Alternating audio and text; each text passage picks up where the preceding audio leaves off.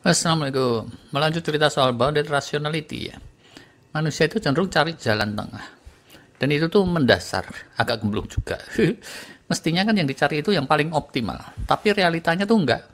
Kalau udah kira-kira tengah-tengah gitu, enggak parah-parah amat, batin udah cukup tenang, udah aja manusia tuh pilih yang itu. Gitu bawaannya. Kadang bisa tepat juga sih. Contoh nih, si kembar gitu ya. Uun dan Iin rebutan kue. Uun ingin yang donat pink. Iin juga tapi pengennya pink, padahal donatnya satu pink satu putih. Mamanya terus datang. Kita cari jalan tengah aja supaya adil. Yang pink dibagi dua, putih dibagi dua, masing-masing separuh pink separuh putih. Selesai. Di dunia investasi juga sering orang pakai jalan tengah.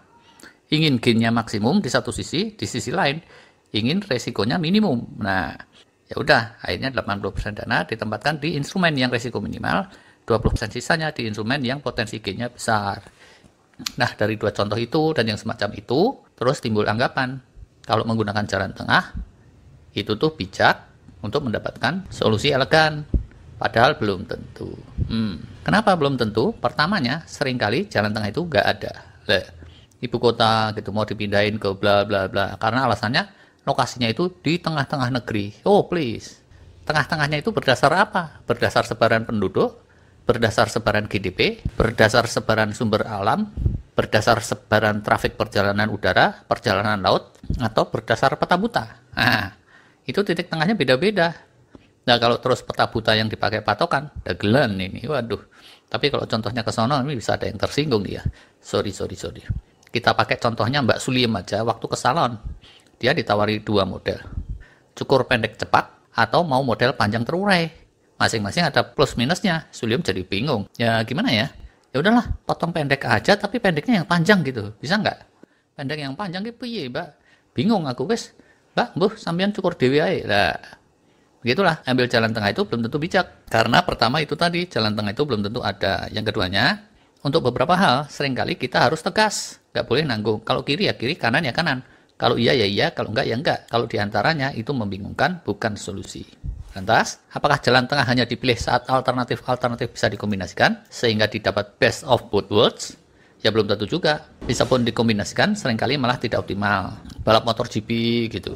Tipe ban ada dua, ban lintasan basah dan lintasan kering. Kalau lintasannya nyemek, apakah jadi optimal? Kalau yang depan pakai ban kering, yang belakang pakai ban basah, kan enggak. Walah. Bingung ini pasti para pemirsa. Khususnya yang belum subscribe ke channel ini. Memang kalau yang belum subscribe itu biasanya gampang bingung sih. Udahlah, kita pakai contoh lain lagi. Yang mudah dipahami cerita Mas Paijo sama istrinya, Painah. Sabtu pagi gitu ya. Paijo ngajak olahraga. Yuk mas, istrinya setuju. Tapi kita olahraga apa nih? Naik sepeda atau jalan kaki? Naik sepeda. Jebret, baru jalan 15 menit ban kempes.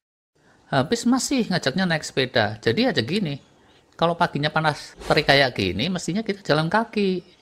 Painah pun protes. Iya, lain kali jalan kaki. Paijo pun ngaku salah. Sabtu berikutnya kejadian lagi. Sang istri nanya yang sama, naik sepeda atau jalan kaki?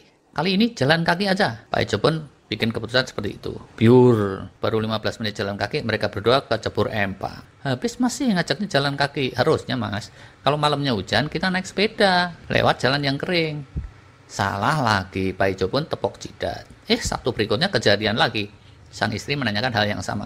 Naik sepeda atau jalan kaki? Paijo mikir, ini cuaca sedang tak menentu nih. Malamnya hujan tapi paginya panas terik. Mesti dicari jalan tengah. Akhirnya Paijo pun menjawab. Dah, sekarang kita ambil jalan tengah. Jalan tengah gimana mas? Ya kita jalan kaki aja, tapi sambil nuntun sepeda. Walah, sampean digemblung ke gimana mas?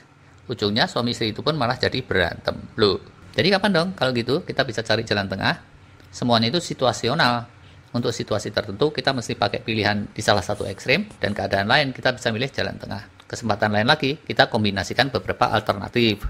Dalam situasi lain lagi, kombinasi atau gabungan itu sebaiknya tidak dilakukan. Gampangnya, setiap kali solusi yang terbaik itu solusi yang paling optimal. Dan kadangkala yang optimal didapat bukan dari jalan tengah, bukan dari penggabungan atau kombinasi, atau modifikasi dari opsi-opsi yang ada. Di dunia investasi juga sama. Kadang yang gainnya optimal itu kalau seluruh dana all in nyemplung ke satu saham saja yang memang posisinya sedang terbaik dengan harga masih murah. Kesempatan lain antara sell, buy, atau hold, yang terbaik itu malah cut loss. Saat lain lagi, hold aja terus, itu yang terbaik. Terima masukan dari dividen. Dan seterusnya, tiap-tiap situasi itu fiturnya beda-beda. Begitu. Terakhir, ini ada kabar lagi nih dari Paijo dan Painah yang tadi. Setelah berantem seminggu, hari ini mereka baikan. Terus Pak Ijo traktir istrinya makan di depot kesukaan. Baru aja menu disodorin, si istri bertanya, enaknya makan apa ya mas? Rawon, rujak cingur, atau minum es campur aja?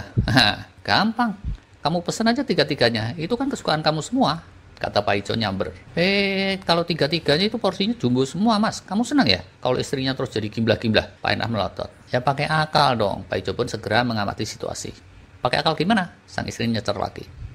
Walau pesen 3, tapi jangan porsi penuh, masing-masing setengah porsi aja, kata Pak Ijo. Kamu tuh sok nyari jalan tengah tapi boros piring dan mangkok mas kalau kayak gitu. Ya udah kalau gitu gini aja, supaya nggak boros mangkoknya cukup 1, terus rawon yang setengah dicampur jadi 1 dengan rujak cingur sekaligus diguyur aja sama es campur. Alah mas, kui usulannya wong edan. Begitu udah jadi oblok-oblok gitu, digua dus aja sisan, rasa dipangan. Sekalian aja dipakai mandi, nggak usah dimakan. Loh kok nggak usah dimakan gimana? Kan tiga-tiganya kesukaan kamu. Mas, walaupun tiga-tiganya saya suka, tapi kalau dicampurin dalam 1 mangkok begitu, itu makanannya orang gila. Kui ngono panganannya wong edan, mas. Gubrak. Ujungnya Pak Ijo dan Pak Enah pun berantem lagi 2 minggu full. Masya Allah.